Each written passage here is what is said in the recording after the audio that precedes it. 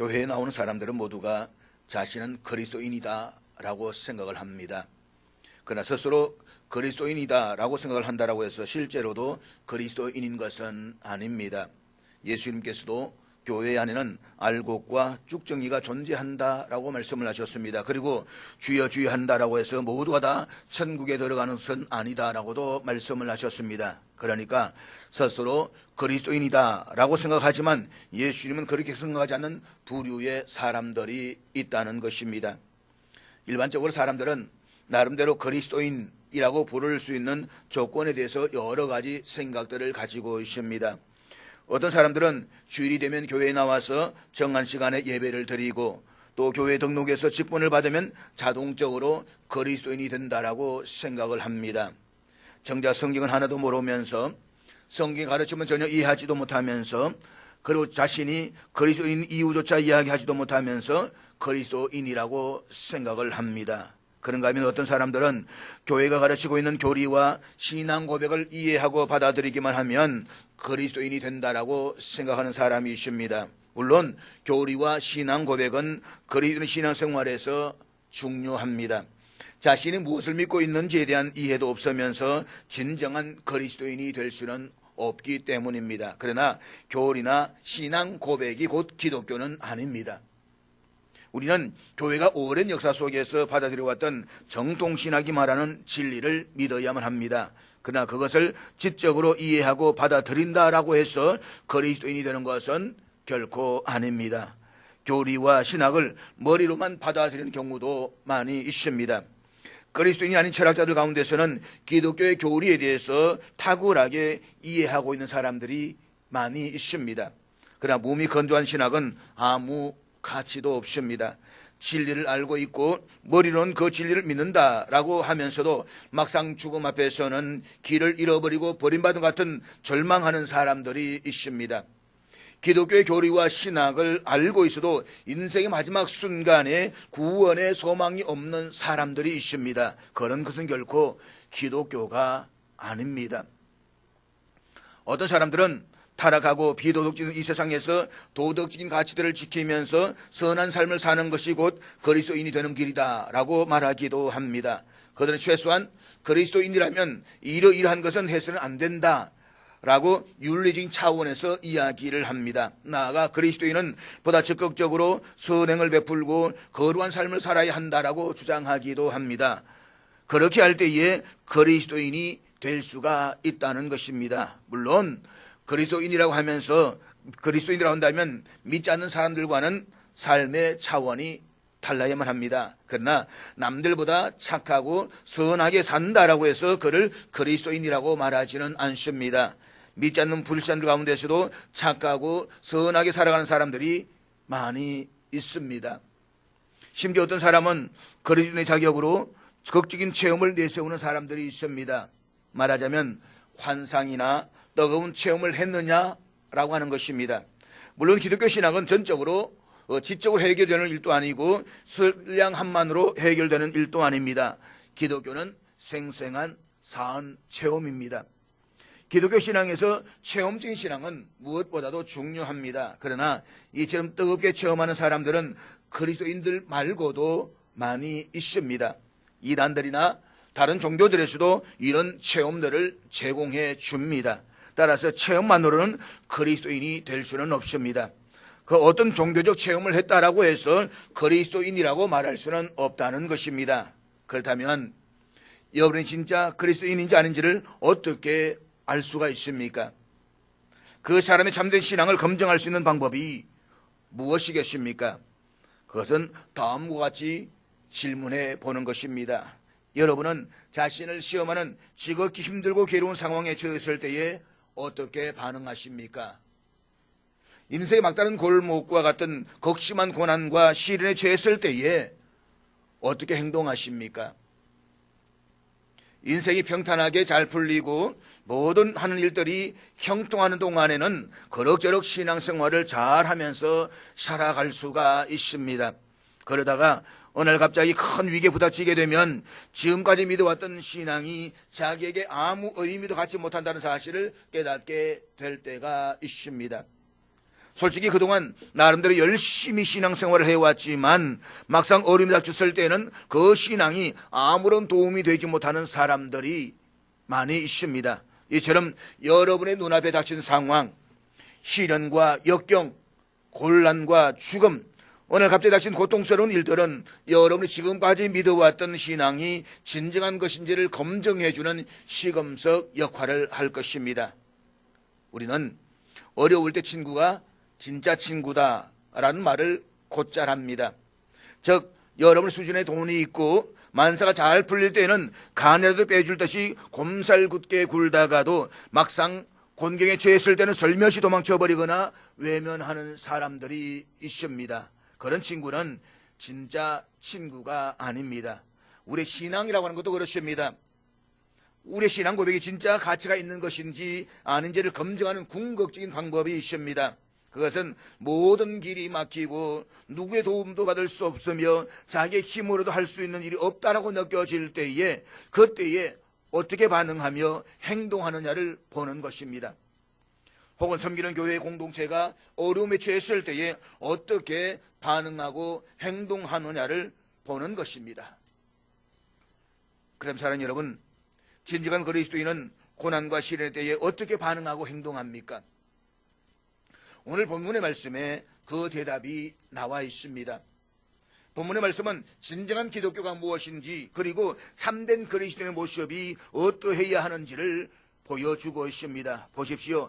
사내들인 공회 앞에 40여 년 동안 한 번도 걸어본 적이 없던 사람이 건강한 모습으로 서 있습니다. 그리고 제 발로 서 있게 만든 또 다른 사람들인 베드로와 요한이 서 있습니다. 이것은 수많은 군중들이 직접 눈으로 보았던 명백한 사실입니다. 그런데 예루살렘의 권력자들이 그 기적을 일으켰던 베드로와 요한을 옥에 가두었다가 재판에 세웠습니다. 그들이 그렇게 한 것은 베드로와 요한이 나면서부터 걷지 못한 사람을 일으켜 세웠기 때문이 아니었습니다. 그것보다는 베드로와 요한이 전한 설교의 그 내용 때문이었습니다. 즉 자신들이 십자가에 못 박아버린 그 나사렛 예수에 관한 이야기를 전한 것이 문제였습니다. 당시 대부분의 사람들이 알고 있듯이 베드로와 요한은 갈릴리 출신의 어부에다가 배우지 못한 무식한 사람들이었습니다. 그리고 자신의 스승인 예수를 버리고 도망갔던 비겁한 겁쟁이들이었습니다. 따라서 높은 학문과 막강한 권력을 소유했던 예루살렘의 권력자들은 이들을 적당하게 위협하고 협박을 하면 모든 문제가 쉽게 해결될 줄로 알았습니다. 그래서 그들은 사도들을 입을 막아서 누구에게도 예수의 이름을 말하지 못하도록 금지령을 내렸습니다. 도무지 예수의 이름으로 말하지도 말고 가르치지도 말라. 그런데 베드로 요한은 이전에 형편없었던 그런 사람들이 아니었습니다.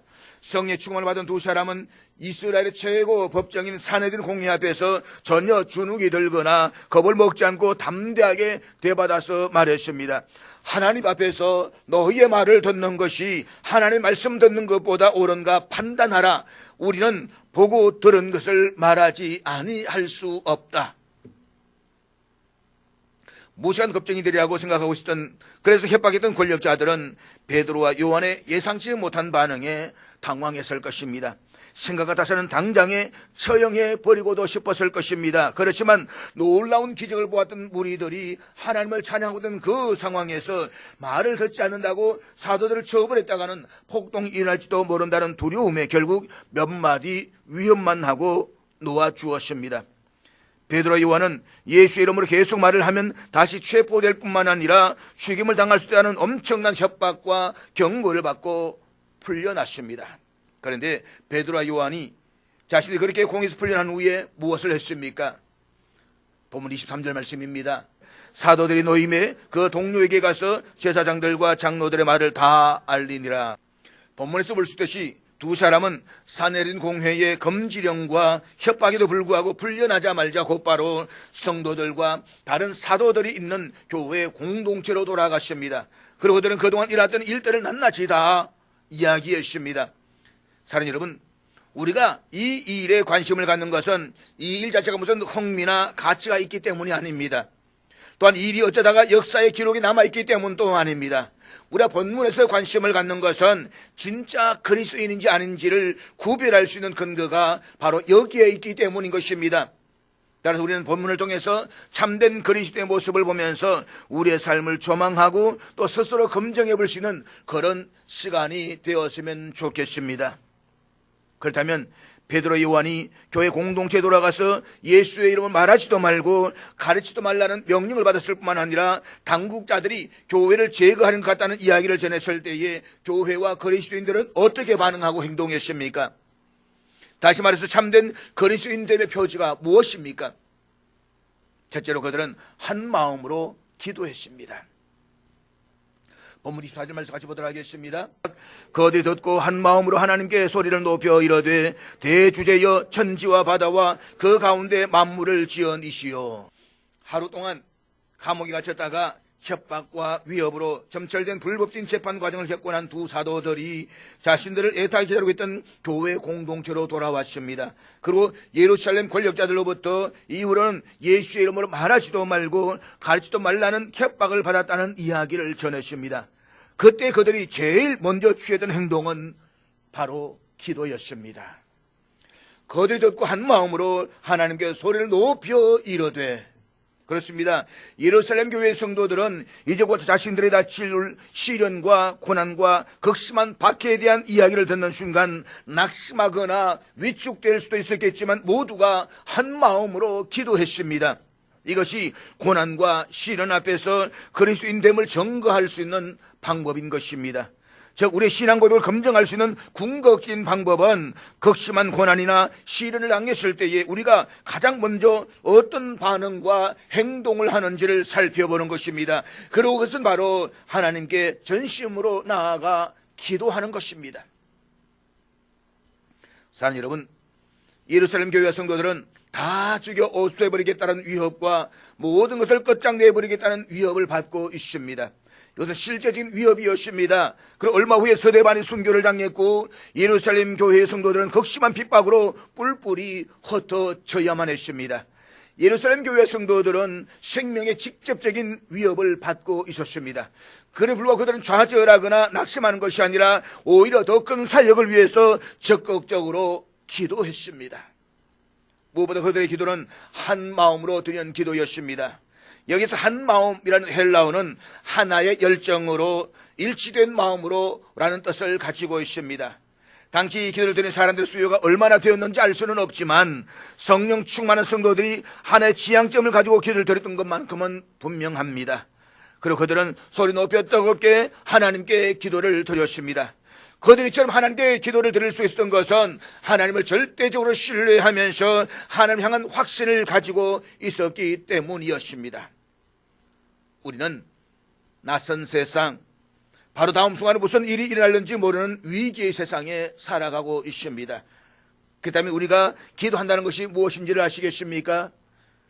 그것은 바로 예루살렘 교회 성도들처럼 기도하는 것입니다. 하나님을 절대로 신뢰하는 가운데 우리가 처해 있는 상황 전체를 그대로 올려드리는 것입니다. 이것이 바로 기독교 신앙입니다. 그렇다면 예루살렘 교회 성도들이 이렇게 하나님을 절대적으로 신뢰하면서 기도할 수 있던 이유가 무엇입니까? 그 비밀은 바로 하나님을 아는 지식에 있었습니다. 이것이 기독교 그리스도인들의 가장 핵심적인 신앙의 본질입니다. 즉 기독교 신앙의 궁극적인 목적은 우리 모두로 하여금 하나님을 아는 지식에 이르게 하는 것입니다. 만약 이 지식에 이르지 못했다라고 한다면 우리의 신앙은 올바른 신앙에 이르지 못했다라고 말해야만 할 것입니다. 따라서 우리가 하나님께 나아가 기도하기 위해서는 먼저 하나님이 어떤 분이신가를 바로 알아야만 합니다. 예루살렘 교회 성도들은 하나님에 대해서 생생한 산 지식을 가지고 있었습니다. 그렇기 때문에 극한 고난의 상황 속에서도 흔들리지 않는 확신을 가지고 하나님께 나아가 기도할 수가 있었던 것입니다. 그들은 예루살렘 권력자의 협박과 위협에도 불구하고 어떤 두려움이나 공포심도 드러내지 않았습니다. 평소처럼 차분하게 하나님을 절대적으로 신뢰하는 가운데 그분께 기도를 드렸습니다. 왜냐하면 그들은 하나님이 어떤 분이신가를 알고 있었기 때문입니다.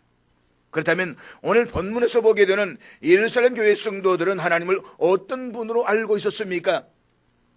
첫째로 그들은 하나님을 살아계신 분으로 알고 있었습니다. 예루살렘 교회 성도들은 살아계신 한 인격 계신 하나님께 아뢰었습니다. 이것이 기도의 본질이며 본문에서 가장 먼저 발견할 수 있는 사실입니다. 이들은 허공을 향해 소리치지 않았습니다. 이들은 알지도 못한 어떤 막연한 신을 향해서 호소하지도 않았습니다. 이들은 자신이 알고 있는 그분, 살아계신 하나님 앞으로 나아갔습니다. 그리고 기도했습니다. 오늘 본문에 나오는 사람들 중에는 그리스도인이 되기 이전에 우상을 섬겼던 사람들이 많이 있었을 것입니다.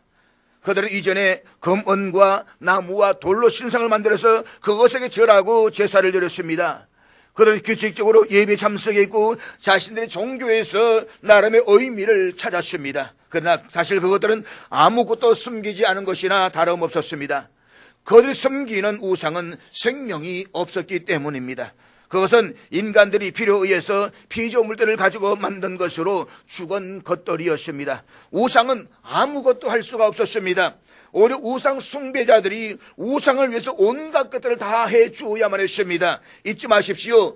죽은 신, 생명이 없는 신, 인간의 생각을 투사해서 만들어진 신, 그것은 바로 우상 숭배인 것입니다. 그러나 오늘 본문에 나오는 예루살렘 교회 성도들은 생명이 없는 죽은 우상들 향해서 기도하지 않았습니다.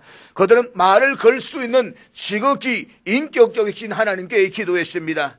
그들은 모호한 무언가에 대해놓고 기도하지 않았습니다. 그들은 살아계신 하나님, 행동하시는 하나님, 우리가 어디에 있으며 어떤 상황에 처해 있는지를 알고 계시는 하나님, 그리고 그 상황을 능히 해결해 주실 수 있는 하나님께 기도했습니다. 잊지 마십시오. 우리 하나님은 살아계신 하나님이십니다. 둘째로 그들은 전능하신 하나님을 믿었습니다. 우리 24절 말씀 다시 한번 같이 보도록 하겠습니다. 그들이 듣고 한 마음으로 하나님께 소리를 높여 이르되 대주제여 천지와 바다와 그 가운데 만물을 지은이시오. 산헤드린 공의로부터 풀려나서 자신네 돌아온 베드로와 요한으로부터 모든 이야기를 들었던 예루살렘 교회 성도들 입에서 가장 먼저 나온 말이 바로 대주제여라는 말입니다. 대주제여. 여기 대주제라는 헬라어는 절대적 능력과 주권을 지니신 주라는 굉장한 뜻을 가지고 있습니다. 이 단어는 무한한 힘과 권위를 암시하고 있습니다. 한마디로 말해서 전능하신 하나님이라는 말인 것입니다. 엘샤다이, 전능하신 하나님.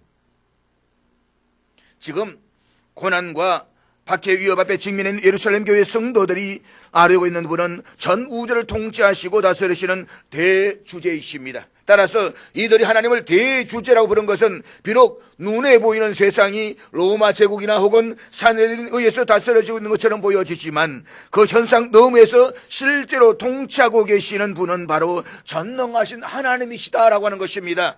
너희들이 힘과 권력을 가지고 이 세상을 좌지할 수 있는 것처럼 이야기하지만 착각하지 마라. 세상은 전능하신 하나님의 손에 달려있다. 지금 이 말을 하고 있는 것입니다. 그렇습니다. 무섭고 두려운 상황에서도 주저없이 절대적인 신뢰와 확신과 담대함으로 대주이신 하나님 앞에 나아가는 것이야말로 참된 기도의 핵심적인 본질인 것입니다. 그다음 사랑하는 여러분, 여러분은 이런 하나님을 알고 계십니까? 어려움과 시련과 고난에 처했을 때에 예루살렘 교회 성도들처럼 대주제이신 하나님을 온전히 바라볼 수가 있습니까? 이것이 바로 기독교입니다. 예루살렘 교회 성도들이나 사도들도 이전에는 그렇게 할 수가 없었습니다. 그러나 이제는 할 수 있게 되었습니다. 이 사실이 예루살렘 교회를 교회답게 만들었고 세상을 뒤엎게 만들었습니다. 그렇습니다. 부흥과 개혁의 시기마다 명백하게 드러났던 이 역독적인 메시지만이 오늘의 세계가 그리고 저와 여러분을 붙잡을 수 있는 유일한 희망인 줄로 믿으시기를 주의 이름으로 축복합니다. 참되고 살아계신 하나님, 능력이 무한하시고 영원하신 하나님, 그분을 바로 알아가는 것은 참으로 중요합니다. 하나님을 바로 알아가는 짓이야말로 다른 종교와 기독교를 구분해주는 중요한 차이점인 것입니다. 잊지 마십시오. 기독교는 세계 수많은 종교들 가운데 하나가 아닙니다. 세상의 종교들은 인간들이 자신들의 욕망과 필요에서 조작되고 만들어진 거짓된 종교인 것입니다. 따라서 저들의 종교들은 지금까지 수많은 사람들을 숱하게 거듭된 길로 이끌어왔습니다. 그리고 그 결과는 영원한 지옥의 사망인 것입니다. 그러나 인생들이 참으로 필요한 것은 그런 종교가 아니라 우리 인간을 죄와 사망으로부터 구원해 주실 우주의 대주제이신 하나님이십니다. 기독교는 인간들에서 만들어진 종교가 아니라 타락하고 범죄한 인간을 구원하기 위해서 하나님께서 친히 계시로 구원의 길을 열어주신 생명의 복음입니다. 그러므로 모든 문제 열쇠를 주고 계신 하나님만을 의지하십시오. 그리고 하나님께 간구하여 하나님의 도우심을 구하십시오. 위기를 당했을 때에 이리저리 사람의 도움을 구하는 데 정신이 팔려있다면 그는 진짜 그리스도인이 아닙니다. 위기의 때에 진정한 그리스도인과 가짜 그리스도인이 확연하게 드러나는 것입니다. 사랑하는 여러분, 예루살렘의 권력자들이 교회를 재건한 것 같다는 이야기를 들었던 예루살렘 교회와 그리스도인들은 어떻게 반응하고 행동했습니까? 둘째로 그들은 자신들이 믿는 믿음을 더욱 굳건하게 했습니다. 그 본문 25절 26절 말씀입니다. 또 주의 종 우리 조상 다윗의 입을 통하여 성령으로 말씀하시기를 어제 열방이 분노하며 족속들이 허사를 경영하였는고 세상의 군왕들이 나서며 관리들이 함께 모여 주와 그의 그리스도를 대적하도다 하신 이로소이다. 이 본문은 다윗이 반역자들에게 쫓겨다니면서 지었던 시편 2편 1절과 2절의 말씀을 인용하고 있는 구절입니다. 특별히 시편 2편은 다윗에게 적용되는 동시에 예수 그리스도 오심을 예언하고 있다는 데에 대부분의 성경학자들이 동의하고 있습니다. 유대인들도 시편 2편을 위대한 구원자가 오심을 가리키는 메시아적 시편으로 구분해 왔습니다. 오늘 본문에서도 예루살렘 교회 성도들이 드리는 기도를 보면 그들 성령으로 충만해져서 아무런 의심과 주저함도 없이 이 시편을 예수 그리스도에게 적용하고 있습니다. 보십시오. 저들에게 무섭게 불확실 고난과 박해 앞에서 예루살렘 교회의 성도들은 살아계시고 전능하신 하나님께 기도했습니다. 그리고 그들은 기도하는 가운데서 자신들이 살고 있는 이 세상의 정체를 보았습니다. 그렇다면 이 세상의 정체가 무엇입니까? 오늘 보면 이렇게 말씀하고 있습니다. 어찌하여 열방이 분노하며 족속들이 허사를 경영하였는고. 다윗은 어찌하여라는 흥미로운 단어를 사용함으로써 단순히 의문만 표현한 것이 아니라 공포와 놀라움까지 표현하고 있습니다. 하나님의 사람이었던 다윗은 열방이 어떤 행동을 하고 있는지를 보았습니다. 세상이 어떤 세상인지를 알고 있었습니다. 그들은 분노하고 있었습니다. 여기서 분노하다라는 말은 소요를 일으키다라는 뜻입니다. 그렇습니다. 결코 조용하지 않는 세상, 소란하기 거지없는 세상, 마구 끓어오르는 세상, 계속해서 폭발하는 세상, 이것이 우리가 살아가고 있는 이 세상의 모습입니다. 이 세상의 분노는 마치 바다가 포효하며 분노하는 것과 같습니다. 이사야 선지자는 이 사실을 그 물이 진흙과 더러운 것을 늘 솟고 전해는 요동하는 바다와 같다라고 말했습니다. 이것은 하나님을 떠난 인류에 대한 묘사입니다. 오늘 세상 사람들의 상태를 이보다 완벽하게 묘사해주는 표현이 어디에 또 있겠습니까? 우리 모두 이런 극심한 요동과 곤경과 혼란을 보고 있으며 이리저리 밀려다니는 광경들을 보고 있습니다. 사람들은 방향 감각을 잃은 채 흔들리며 살아가고 있습니다. 삶을 통해서 표출되는 인간들의 분노를 보십시오. 매스컴을 통해서 들려오는 소리들을 들어보십시오. 수치는 사라지고 죄만 날뛰며 분노하고 있습니다. 그런데 성경은 한 걸음 더 나아가서 세상이 이처럼 소란스럽게 경영하는 모든 것들이 다 헛사다라고 했습니다. 사실 세상 사람들은 요란하게 끊임없이 움직이고 바쁘게 뛰고 있습니다. 무엇인가를 만들어내는 것처럼 보입니다. 그러나 결국은 헛사라고 했습니다. 달리 말하면 실로 무의미하고 충만한 것이 세상이다라는 것입니다. 아무것도 없는 세상. 그래서 솔로몬은 전도서에서 헛되고 헛되며 헛되고 헛되니 모든 것이 헛되도다라고 말했습니다. 그렇습니다. 무의미한 세상, 헛되고 헛된 세상, 이것이 바로 우리가 살아가는 이 세상의 정체입니다. 그러므로 여러분 제가 이상을 향해서 묻고 있듯이 다윗도 자기 세상을 향해서 묻고 있습니다. 어찌하여 족속들이 허사를 경영하는고? 오늘 본문은 이렇게 번역할 수가 있습니다. 어찌하여 족속들이 허망하고 공허한 전략을 세우는가? 그러니까 분노하고 허사를 경영하는 것이 바로 이 세상의 정체라는 것입니다. 결국 세상에 한 일이 무엇입니까? 하나님과 멀어지는 것입니다. 그리고 인류를 향한 하나님의 구원의 계획을 거부하는 것입니다. 나아가 철저하게 예수 그리스도를 대적하는 것입니다. 세상의 군왕들이 나서며 관리들이 함께 모여 주와 그의 그리스도를 대적하는도다. 여기 세상의 군왕들과 관리들, 즉 총독 빌라도와 헤롯 왕, 사내들 권력자들은 본래 원수 같은 관계로 사이가 안 좋았습니다. 그들은 결코 함께 할 수 없는 사람들이었습니다. 그렇지만 그들은 예수를 십자가에 못 박는 일에는 하나가 되었습니다. 그리고 이제는 교회와 그리스도를 박멸하기 위해서 하나가 되었습니다. 이 사실을 본문 27절에 말씀하고 있습니다. 과연 헤롯과 본디오 빌라도는 이방인과 이스라엘 백성과 합세하여 하나님께서 기름 부으신 거룩한 종 예수를 거슬러. 보십시오. 세상은 모든 영역에서 하나님을 대적하며 무시하고 반대합니다. 의인은 없나니 하나도 없습니다. 그런데 그들은 무의식적으로 대적하는 것이 아닙니다. 자발적으로 합세하여 대적합니다. 결코 합세할 수 없는 사람들, 하나가 될 수 없는 사람들이 하나가 되어서 대적하고 있다는 것입니다. 그들은 지금도 협사해서 교회와 하나님의 사람들을 대적하고 있습니다. 사랑하는 여러분, 인류의 문제는 단순히 게으르거나 나태한 데 있지 않습니다. 인류의 문제는 사람들이 자발적으로 정해진 목적을 놓고 합세하여 조직적으로 하나님을 대적하는 데 있습니다.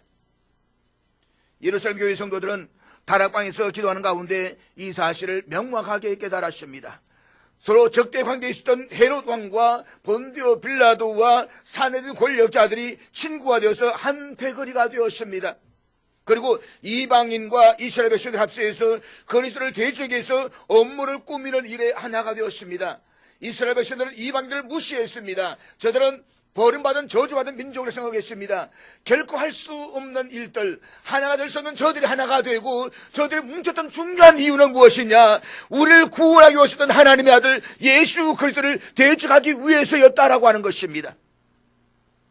그런데 28절에 보면 저들이 예수님의 십자가에 못 박는 것도 모자라서 이제는 예루살렘 교회 성도들에게 극심한 고난과 핍박을 주기 위해서 예루살렘 성에 모였다는 것입니다. 이러한 악의 모습은 그때나 지금이나 똑같습니다. 지금도 세상은 복음을 거부하고 교회를 위협하는 일이 하나가 되고 있습니다. 오늘 세상에서 이런 세력의 주제를 보지 못한다고 한다면 여러분은 지금 눈이 아주 어두운 것입니다. 보십시오. 세상은 얼마나 교회를 향하고 있습니까? 얼마나 교회를 대적하고 있습니까? 모든 것들이 다 교회를 없애는 데에 주안이 되어 있습니다. 그것이 세상의 정체이기 때문인 것입니다. 그런데 예루살렘 교회 성도들은 단순히 세상의 실상만 본 것이 아닙니다. 그들은 부활을 통해 세상 사람들 공개적으로 부끄럽게 만드신 전능하신 하나님의 구원의 계획을 보았습니다. 즉 예수님의 십자가에 못 박은 자들은 인간들이었지만 그 십자가 사건을 일으키신 분은 바로 하나님이셨습니다. 단지 하나님의 계획을 성취시킨 도구에 불과했습니다. 그들은 자신들이 무슨 짓을 하고 있는지도 알지 못했습니다. 그러나 하나님은 이 일의 의미를 알고 계셨고 예수님도 알고 계셨습니다. 예루살렘 교회 성도들은 기도하는 중에 이 사실을 깨달았습니다. 그러면 그들은 혹독한 시련과 핍박에 직면해 있으면서도 피할 길을 달라고 기도하기보다는 오히려 예수님이 당하신 고난을 떠올리면서 자신들의 믿음을 더욱더 굳건하게 해달라고 기도했던 것입니다. 사랑하는 여러분, 그리스도인됨의 표지가 무엇입니까? 그 단지 교회 출석하고 예배를 드리기 때문에 그리스도인 것입니까? 결코 그렇지 않습니다. 그리스도인은 고난을 당하면 당할수록 그의 믿음은 더욱더 견고해집니다. 그리스도인들은 주를 위해 도사를 양같이 여김을 받을 때 오히려 신앙의 고백이 더욱더 선명해집니다. 그래서 환난이나 곤고나 박해나 기근이나 적신이나 위험이나 칼이라도 주를 향한 사랑과 믿음을 꺾을 수가 없습니다. 그렇습니다. 우리들에게도 많은 시련과 고난이 닥칩니다. 어쩌면 지금 살아오면서 겪었던 것보다 더 어렵고 힘든 시련과 고난을 만날 수도 있습니다. 그러나 그럴 때이라도 우리를 위해서 고난을 당하신 예수님을 기억하면서 인내로 넉넉하게 이겨내야만 합니다. 삶의 시련과 고난이 오히려 우리의 믿음을 나약하게 하거나 훼손시켜서는 안 됩니다. 그럴수록 우리의 믿음을 더욱 성장되고 굳건하게 해야만 합니다. 그래서 우리의 삶에서 하나님이 기뻐하시는 의의 열매를 맺는 고귀한 믿음의 성도 다 되시기를 주의 이름으로 축복합니다. 사랑하는 여러분, 극심한 고난과 핍박 앞에서 예루살렘 교회와 성도들이 보여주었던 반응, 그들이 어떻게 반응하고 행동했습니까? 셋째로 그들은 위협과 박해에도 불구하고 더욱더 담대하게 하나님의 말씀을 전했습니다. 본문 31절 말씀입니다. 빌기를 다하며 모인 곳이 진동하더니 무려 성령이 충만하여 담대히 하나님의 말씀을 전하니라.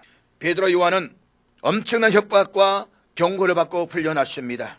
실제로 예루살렘의 권력자들은 이제 막 출발한 어린 교회와 그리스도인들에게 엄청난 상처를 줄 수 있는 충분한 힘과 권력을 갖고 있었습니다. 다시 말해서 예수님의 십자가에 못 박았던 것 같은 일들을 제자들에게도 얼마든지 할 수가 있었습니다.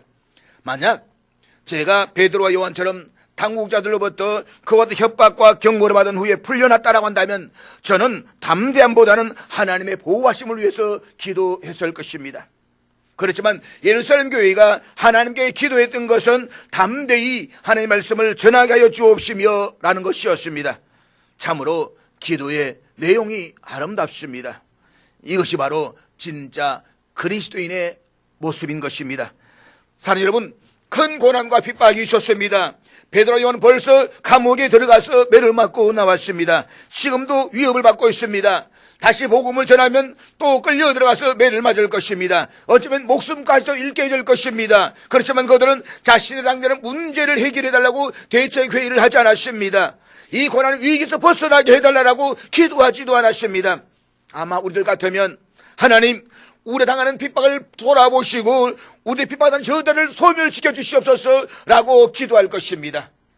안전을 놓고 기도할 것입니다. 평안을 놓고 기도할 것입니다. 그렇지만 그들은 그렇게 기도하지 않았습니다. 특별히 그 사건 자체에 변화가 있기를 기도하지 않았습니다. 환경이 달라지기를 위해서 기도하지도 않았습니다. 그들은 자신들의 처한 상황을 그대로 수용하고 있습니다. 오로지 주어진 그 환경 속에서 그리스도인으로서 어떻게 해야 할 것인가에 대해서 기도했습니다.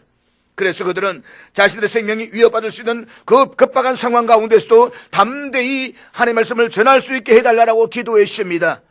하나님은 그들이 드렸던 기도를 기억하셨습니다. 그리고 그 장소를 진동시켜 주셨습니다. 그래서 성의 충만을 받던 그리스도인들은 더욱 담대하게 하나님의 말씀을 전했다라고 했습니다. 사랑하는 여러분, 우리 안타까운 것은 세상 소리에 너무 민감하다는 것입니다. 아니, 세상 사람의 눈길에 너무 민감하다는 것입니다. 지금도 우리는 여전히 코로나 상황을 지나가고 있지만 코로나가 한때 정부가 세상의 교회를 해서 지탄할 때에 우리는 모두가 숨었습니다. 누구 하나가 자신 있게 이야기하는 사람을 찾아보기가 힘들었습니다.